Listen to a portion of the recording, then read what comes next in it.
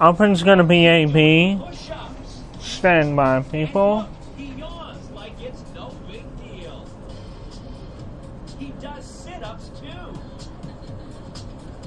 That is one big monkey. That's Inside Edition from our station. Stand by. Orlando. We'll see you tomorrow from New York. And A is up. Stand by on B. From the station that brings you more West Texas news. News West 9 at 5 starts now. B is up. We are following a shocking animal abuse case out of Marfa tonight.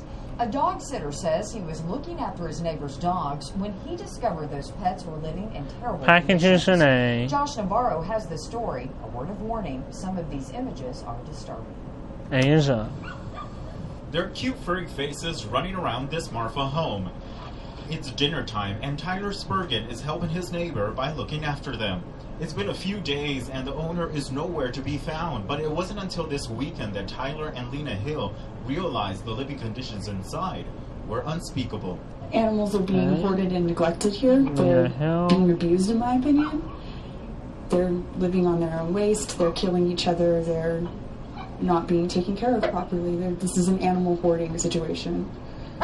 Most definitely. This is pretty much the situation that we're dealing with. There's very little space to feed the dogs or water them in any kind of sanitary way.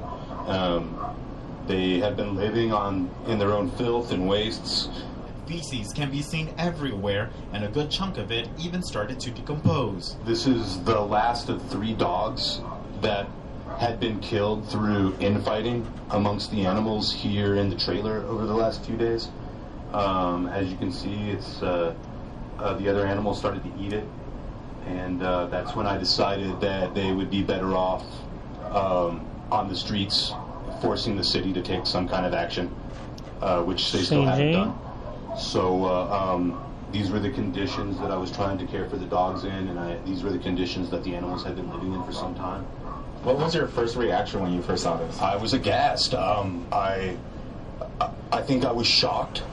And all I could do was maybe try to focus on getting the dogs food and fresh water at first. And then when I got home on the first day, it just really hit me like a ton of bricks. Come on, dogs, let's get out of here. Come on. A day ago, Tyler tried to let the dogs outside to get a breath of fresh air, but they wouldn't budge. We've got 1 minute left in the package. Kind of environment our Crystal will have a tag. Cytoplasmosis can run rampant, which can affect people as well as animals. It's a health hazard to the neighborhood and the people that live in this vicinity and their pets and their children. And so this is a really good example of just how bad this situation was. It was so emotional for Hill to see how these 4-legged friends were living. She wanted to raise awareness about what was going on. They did not choose this, and they don't get to. That's the difference between animals and humans. They didn't get to pick where they are living, and here they are, and it's a cruel situation. Hill says animal control is out for it, but they hope a local animal shelter will pick up some of these dogs, so these furry faces will have a new home to live in. In Marfa, Josh Navarro, News West 9. Crystal's tag. News West 9 tried to contact the Presidio County Sheriff about this case, but he is yet to return our call at this time. Border Patrol agents in Brewster County stumbled onto a human skeleton. They came across the bones yesterday in the Bullis Gap Ranch area. That's about 30 miles south of Highway 90. An investigator says the remains could be more than a year old. Right now, they don't know if it's a man or a woman. Deputies suspect it could be a Mexican national since the area is often used by smugglers. The skeleton was sent in for forensic testing.